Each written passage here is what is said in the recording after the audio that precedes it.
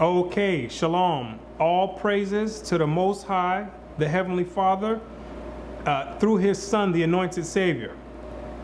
We come together once again to bring out another empowering message. Through the Spirit of the Most High, may the eyes and ears of all the viewers be opened. So what today we're going to touch on is the sequel to the trap of Paul's epistles. The Most High, through the Spirit of the Most High, it was revealed on how we have to be cautious when we're dealing with Paul's epistles. Because a lot of those letters and a lot of those verses and scriptures inside of his epistles can be taken the wrong way to promote wickedness. So that's what that video was to show you, that how you have to be wary of how you interpret those letters. But of course, there's always people out there that are more subtle than any beast of the field, and they're always trying to catch more people and bring them to the wickedness or to the dark side. So with this video, we're going to put an end to all misunderstanding regarding the epistles of Paul, because you're going to find out in this video that you have to make a choice. There's going to be no more room for open discussion once we finish this video. There's no more open discussion after we do this. You're going to have to pick sides on who's lying, because you're going to find out somebody's lying. Somebody's lying, and you're going to have to pick. And whoever you pick, your decision and what you go forth and do is going to have to reflect your decision. We can't have it both ways. That's what we're going to find out. It's either Paul's lying or the Christian church is lying. The modern day Christian church, Christianity. Somebody's lying. That's what we're going to find out. So without further ado, let's get right to it. And then you're going to have to make a choice. I'm Brother Yerushalayim. This is the Bible Unlocked. Paul versus Christianity. Somebody's lying. Acts 21 verse 18. And the day following, Paul went in with us unto James, and all the elders were present. And when he had saluted them, he declared particularly what things God had wrought among the Gentiles by his ministry. So now the setting is we have Paul getting together with James and the elders, and he's giving them a report on how his ministry is going with the Gentiles. And he's letting them know that there's been a lot of conversions among the Gentiles. Follow me. And when they heard it, they glorified the Lord and said unto him, Thou seest, brother, how many thousands of Jews there are which believe, and they are all zealous of the law. Now we have the elders telling Paul their report, saying, can you see how many thousands of Jews there are which believe on Christ? That's what it's referring to. And in addition to that, believing on Christ, they are all zealous of the law. Because you had to have both of them. That's what the disciples of Christ understood. I don't know about today in this modern Christianity, but according to the ones who walk with Christ, you needed to believe and be zealous of the law. You needed to keep God's commandments and believe on Christ. So now they're giving the report back to Paul. So this is what the scenario is that's going on. And they are informed of thee that thou teachest all the Jews which are among the Gentiles to forsake Moses, saying, they ought not to circumcise their children, neither to walk after the customs. And these Jews that believe and keep the law have been hearing these rumors about you, Paul, that you're teaching Israelites that are among the Gentiles that they don't have to keep none of the commandments. You're going to find out that this is the same accusation that the modern Christian church is saying. It's the same thing that Paul's about to go through right now in his trial that we're going to go through.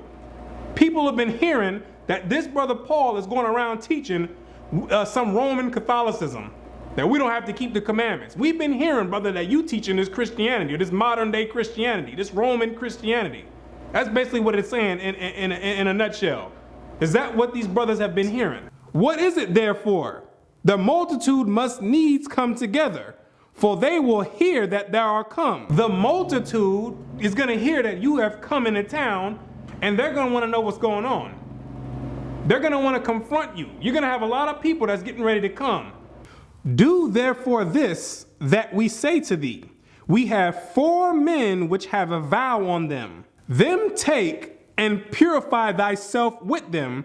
We have 4 men that have a vow on them. What is this vow? It's talking about a Nazirite vow. You read about this in Numbers, the 6th chapter, showing you that the disciples of Christ were still keeping the law after his death. I'm not sure where these people are coming up with this stuff, that as if everyone just start being lawless after Christ's death. They were still keeping the law.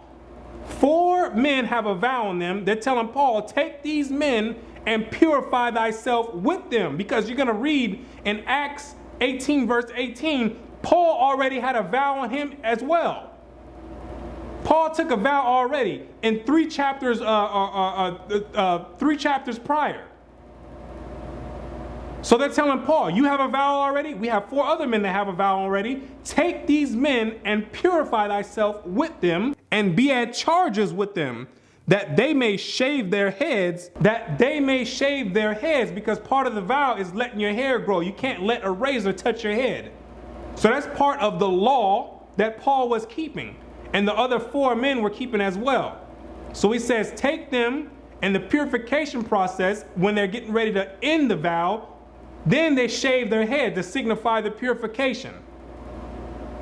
And it says to be at charges with them, meaning Paul is in charge of paying for these people's sacrifices. Because there's a sacrifice, as we'll keep reading, that goes along with this vow. And Paul was to be the one to pay for it. And all may know that those things whereof they were informed concerning thee are nothing, but that thou thyself also walkest orderly and keepest the law. And when Paul did this, it was supposed to show the people, the multitude that's coming together to check him out and see what he's teaching. It was supposed to show them that Paul is a law keeper. And Paul's not running around teaching people you don't have to keep the law.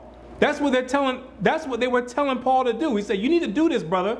So these people, when they come, they say, okay, well, this must be some misunderstanding that we have. This brother's really teaching the law, teaching the commandments, and he's following the commandments. And notice that they didn't even ask him, is this true, this accusation we've been hearing? Because they knew that this wasn't true. So it was no need for them to even ask him. They just said, listen, this is what we heard, and this is what you need to do. They didn't even ask him, well, is this true that you running around wild teaching that people can be lawless since Christ died?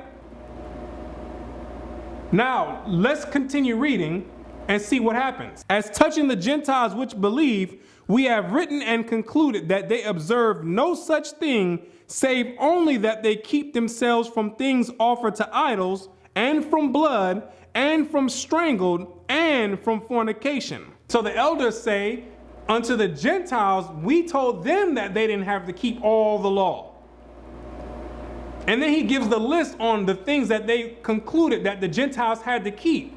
We told them that, but the Israelites, nobody ever wrote that the Israelites or been teaching that the Israelites don't have to keep the commandments. Now let's find out what Paul says after the elders have brought this accusation up. Let's find out if Paul's going to whip out a Galatians 3 verse 24, or let's find out what he's getting ready, what his response is into this accusation being brought forth.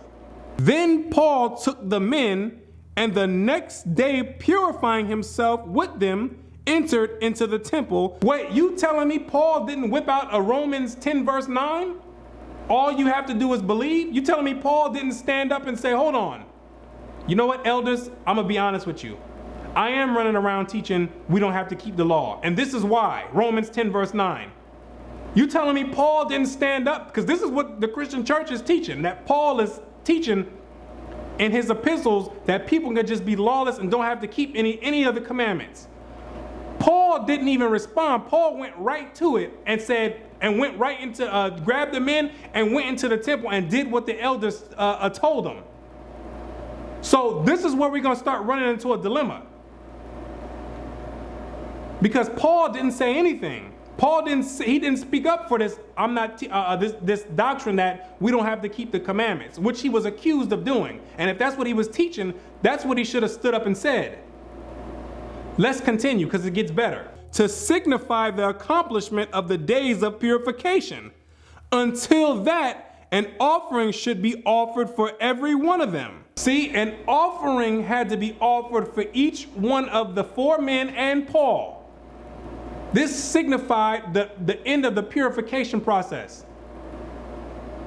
What was the sacrifice that needed to be made? You read about it in Numbers 6. Numbers, the 6th chapter. He needed a ewe lamb, a he lamb, a ram, a basket of unleavened bread, cakes mingled with oil, meat and drink offerings. This is what Paul was paying for when it said to be at charges with the 4 men. Paul was paying for that, and now they're getting ready to do the sacrifice. Watch. And when the 7 days were almost ended, the Jews which were in Asia, when they saw him in the temple, stirred up all the people and laid hands on him. Now they caught Paul, the ones that was making these complaints, running around spreading these rumors. They said, there you go right there. That's that brother right there. Yep, I can see him. That's him. Then they stirred up all the rest of the people, and then they went and laid hands on him right before he was getting to finish the vow. So he didn't even get a chance to finish the vow because they snatched him up out of the temple, crying out, "Men of Israel, help! This is the man that teaches all men everywhere against the people. This is the man that's teaching there's neither Jew nor Greek, and that everyone's all equal and it's all one big melting pot, and that it doesn't matter who God's people are anymore." This is the guy teaching. What you're going to find out is the people accusing Paul has the same exact interpretation as the modern Christian church. That's what you're going to find out. Watch. And the law, and he's teaching people that they don't have to keep the law. He's running around here telling people that all they have to do is sit back and believe. They can be homosexuals, they can be thieves, murderers. All they got to do is believe. Don't worry about keeping that law. And this place, and further brought Greeks also into the temple, and hath polluted the holy place. And he's bringing Gentiles into the temple, Greeks, Caucasians or Europeans into the temple and profaning it. Because the custom was that the Gentiles were not allowed to come into the temple. They had to stay on the outer court. You can read about that in Revelations 11 verse 2. The outer court was for the Gentiles. The Gentiles can't come into the temple, to the inner court of the temple. So this was a major offense that they were raising against Paul, because this offense was punishable by death. So this was not something small. These are not small accusations that they're raising against Paul. They said, this is the man that's doing this. For they had seen before with him in the city Trophimus, an Ephesian, whom they supposed that Paul had brought into the temple. Because they saw Paul in an earlier instance, a few chapters back, with an Ephesian or a Gentile, natural Gentile, Trophimus, and they supposed that he brought this Gentile into the temple. They supposed. They didn't see it. They supposed. But Paul knew better than to bring Gentiles into the inner court, because that was punishable by death. And all the city was moved, and the people ran together, and they took Paul and drew him out of the temple, and forthwith the doors were shut. And they drew Paul out of the temple, snatched him by his afro and everything, grabbed him straight up out of the temple, say, "Come on over here. You the one who's been doing this. Come on out." Now, let's continue going on further, and we're going to find out that Paul's going to get put up on trial for this indictment. And we're going to find out what Paul says about it, if these accusations are true or if they're not. Let's go. Acts chapter 24, verse 1. And after 5 days, Ananias the high priest descended with the elders, and with a certain orator named Tertullus, who informed the governor against Paul. So now we have Paul in front of the Roman orator, who's now telling the governor all the indictment charges against Paul and why he's being brought up on these charges. Verse 5. For we have found this man a pestilent fellow, and a mover of sedition among all the Jews throughout the world, and a ringleader of the sect of the Nazarenes, who also have gone about to profane the temple, whom we took and would have judged according to our law. Because they're saying that Paul is running around causing uproars. He's seditious. He's a pestilent fellow. And that this brother is just problematic. So we need to find something to charge him with, because he's running around causing all these problems. But the chief captain Lysias came upon us, and with great violence took him away out of our hands. Then Paul, after the governor had beckoned unto him to speak, answered, For as much as I know that thou have been of many years a judge unto this nation, I do more cheerfully answer for myself. So now finally, after all this ruckus, Paul's standing in front of the governor, and he's finally, for the first time, getting his chance to finally say something. He says, I'm going to answer for myself. So it doesn't matter what anybody else is talking about right now. All the accusations that's being brought forth, we're going to find out what Paul says out of his own mouth. We're going to find out if Paul was teaching you don't have to keep the commandments, or if they were lying on him. Let's find out from the horse's own mouth. Because that thou mayest understand that there are yet but 12 days since I went up to Jerusalem for to worship. And they neither found me in the temple disputing with any man, neither raising up the people, neither in the synagogues nor in the city. Neither can they prove the things which they accuse me. So Paul says, 12 days ago I was just at Jerusalem worshiping. And they, meaning these Jews that's accusing me, they saw me there. And I wasn't disputing with anyone. I wasn't bothering anyone. All these claims that they're bringing forth, he says they cannot prove. Trying to say that I've been teaching that no one has to keep the laws and the customs of the Jews, he says these people cannot prove. But this I confess unto thee. But this is what I'm going to say to you. This is my confession. That after the way which they call heresy, so worship I the God of my fathers, believing all things which are written in the law and in the prophets. Paul says he believed all things, not some things, not a few things, not a knick-knack, paddywhack, give a dog a bone, not no small things here and there. He says he believes all things written in the law and the prophets. What does that mean? If somebody brought him Leviticus 20 verse 13, if they were sitting there on the judgment, a seat in the court, and said, Paul, here's Leviticus 20 verse 13. Do you believe this? Where it says a man shall not lie with mankind. If he does so, he shall be put to death. Do you believe this? Paul would have said, yes, I believe that, according to his own words.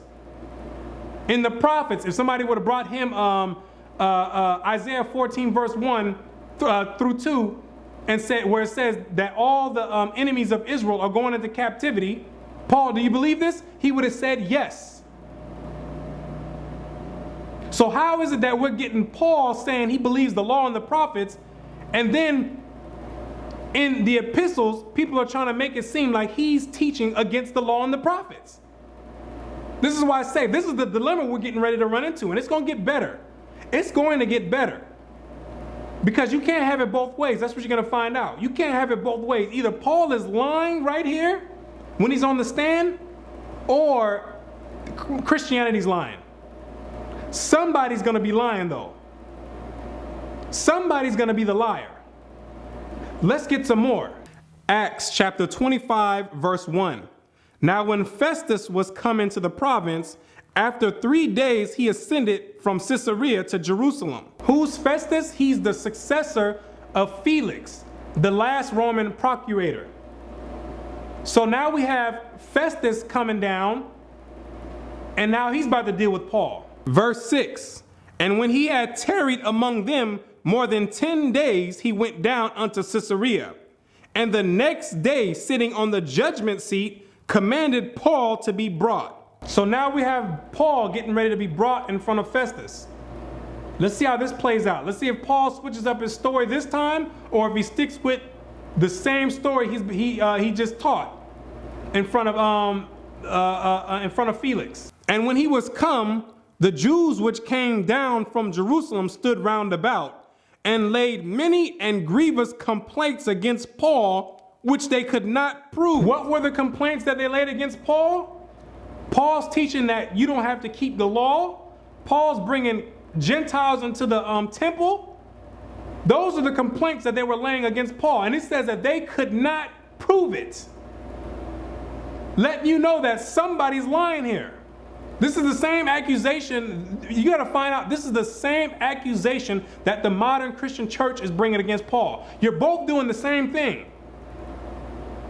But the difference is these people were trying to get Paul put to death. The modern Christian church is trying to glorify him because you're lawless.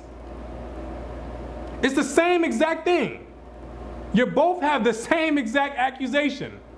While he answered for himself, I don't want to hear the answer from the Christian pastor. I don't want to hear the answer from the theologian. I don't want to hear the answer for myself. I don't want to hear anybody speak for Paul. I want to hear Paul speak for himself. That's what I want to hear right now. Let's find out what he says when he answered for himself. Neither against the law of the Jews, neither against the temple, nor against Caesar have I offended anything at all. Paul says, I did not offend anything at all against keeping the commandments, against bringing Gentiles into the temple, and against the king, which was or the Caesar, Nero at the time. This is out of his own mouth. What does this mean? If we would have brought him Romans chapter 10 verse 9 and says, well, what about this then? You just said, if you believe and you confess with your mouth, you will be saved. Paul would have says that's not saying that you don't have to keep the commandments. That's what Paul would have came and told you. That don't mean that. He says it right here. Neither against the law or anything have I offended at all. He says at all. Somebody's lying here, ladies and gentlemen. Somebody's lying. Somebody's lying. Either Paul is sitting up here right now being a bold-faced liar and he's being a coward and not standing up for what he believes, or the Christian church is purposely lying on him. Somebody's lying though. Somebody's lying. And I'm going to tell you right now, the burden of proof is no longer on people teaching that you have to keep the commandments. Now the burden of proof is on all you out there who's trying to teach lawlessness. The burden of proof is on you because you try to present one of those scriptures, one of these vague scriptures from Paul's epistles that can be interpreted so many different ways. When you try to present that, I'm not going anywhere else. We're going to stay right here. I'm going to bring this up where Paul says against the law or against the temple or against the king. He says he's never offended at all. I'm going to bring this up first and I'm going to ask you, do you believe Paul? That's my question. Do you believe Paul? Do you believe Paul when he says this? That's what I want to know first. Do you believe Paul when he says this, or are you only believing Paul when it fits your agenda? When it's something that you can take and make it say whatever you want it to say and justify being wicked? When do you believe Paul all the way, or do you believe Paul only when it fits you? That's what we want to know. Which one is it? I'm not going, and I'm not budging either. I'm going to tell you right now, ladies and gentlemen, you need to do the same thing. When somebody try to present these scriptures talking about any one of these Romans, whatever, or Galatians, whatever, no, we're going to go right here and ask, do you believe Paul when he says he never offended against the law at all? He never spoke against the law at all. On trial. Because the two options are, if you believe Paul, if you believe him right now when he's saying he never spoke against the law, that means in his epistles, what you need to do is you need to interpret those epistles to correspond to what he's saying here in order to not make him a contradiction. Because now he's contradicting himself and he's being the devil, if that's the case. Now you're being the devil. You're lying over here. You're being a coward lying over here on the judgment seat saying, oh, I'm not teaching that. I'm not teaching that. And then when you get off, you're teaching people, yeah, I'm teaching you don't have to keep the commandments. That's the devil. That's being a liar. That's a deceiver. And if that's how you feel, and if that's what you believe Paul's doing, you don't need to be dealing with none of his letters. You don't need to be dealing with anything that he's dealing with. And if you say you do believe Paul, that means you need to make his letters correspond to what he's saying. You only got two choices. That's it. You only got two choices. And some people out there are just so wicked that they'll say they don't believe what he's saying here and still use his letters for doctrine. When it's dealing with your soul salvation, you don't need to be dealing with discrepancies like that. Well, when he's lying here and telling people, he's lying to the people here, but then he's telling people something else over here. You don't need to be dealing with people like that, if that's how you feel the situation is. So you got a choice to make. You have a choice to make. Nobody wants to deal with this on Paul on the trial. Nobody wants to deal with this. Everyone want to skip over this where Paul is blatantly he's flat out telling you, I'm not speaking against the law.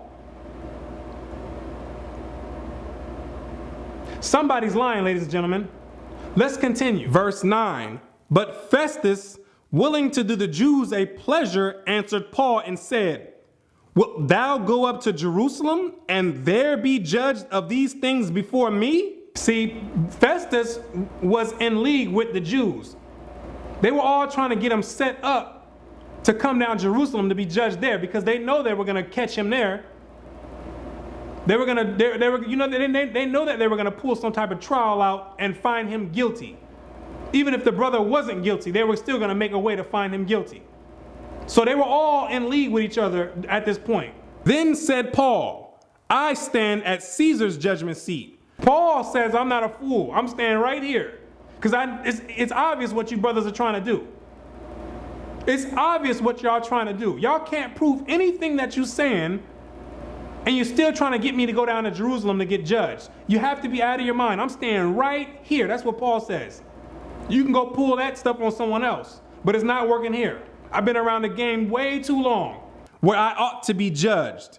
To the Jews have I done no wrong, as thou very well knowest. Paul says you know it. You know it. And the Christian church too. You know he didn't offend anything against the Jews. You know it. And if you don't know it and if you don't believe it, you need to leave Paul alone. You can't be using Paul and making it contradict itself when you're dealing with people's salvation. That's inconsiderate and disingenuous. You can't have it both ways. You can't have the ice cream and the cake. You got to pick one. Either he's lying or he's not lying. Somebody's lying though. Somebody's not telling the truth. Somebody's only telling half the story.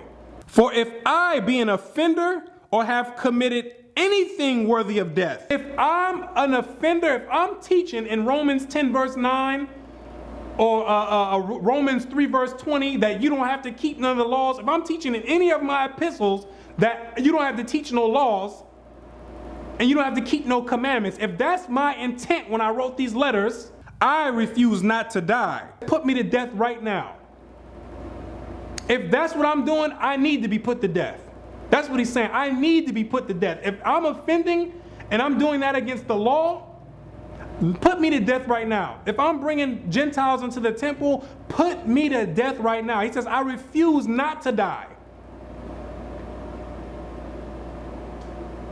I refuse not to die. That's a strong statement right there. He didn't say, you can go ahead and kill me. He says, I refuse not to die. Meaning, go ahead and take me, man. If that's what I'm doing, go ahead and take me because I need to be put to death. Because Paul says he believed everything in the law and the prophets.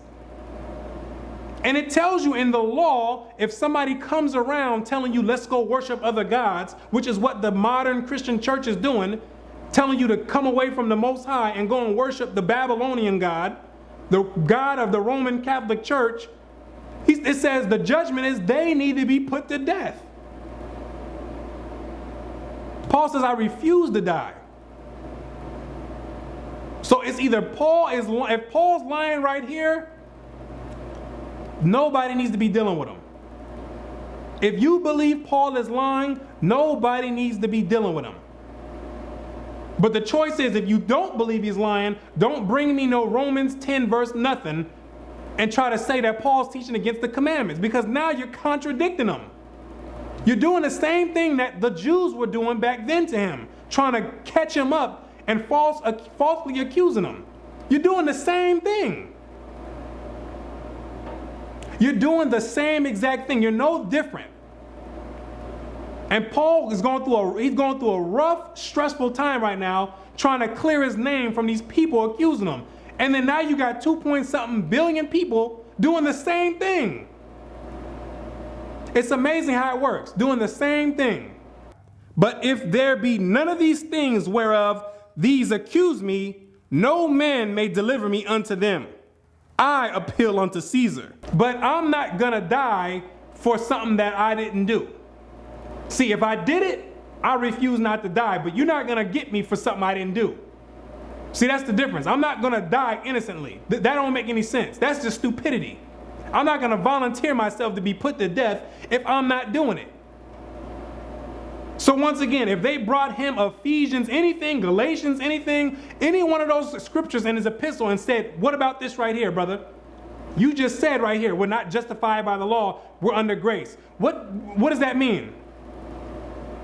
He would have said, that does not mean you don't have to keep the law. That's what he would have said. And then he would explain to them what he was saying or what his intent was. He says, I'm not dying like a dummy.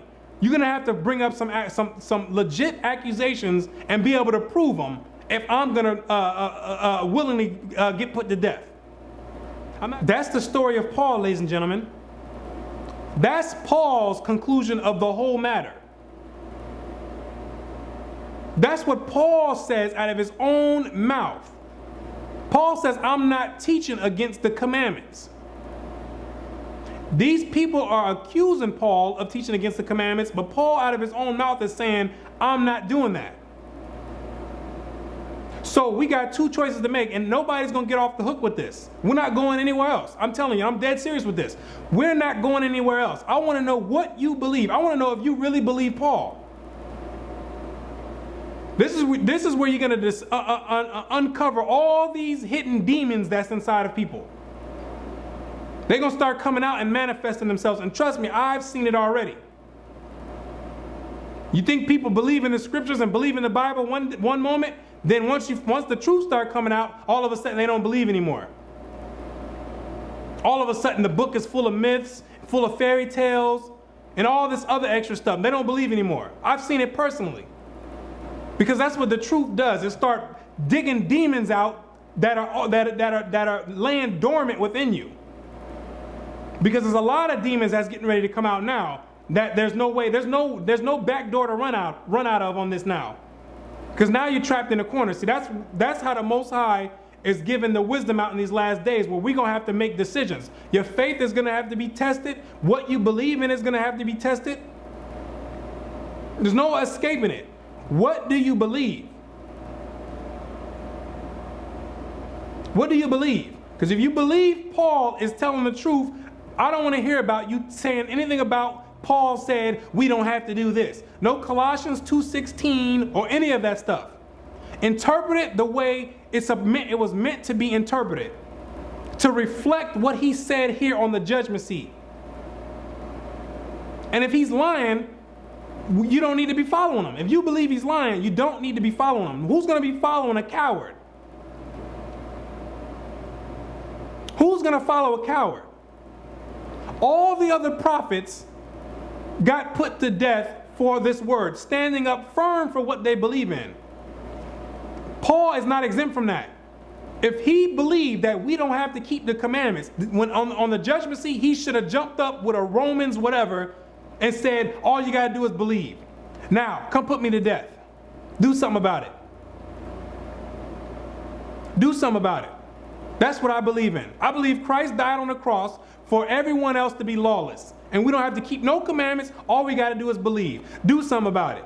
I'm willing to die right now. That's what we should have seen in this trial. That's what we should have seen Paul come out and do. But he didn't do that.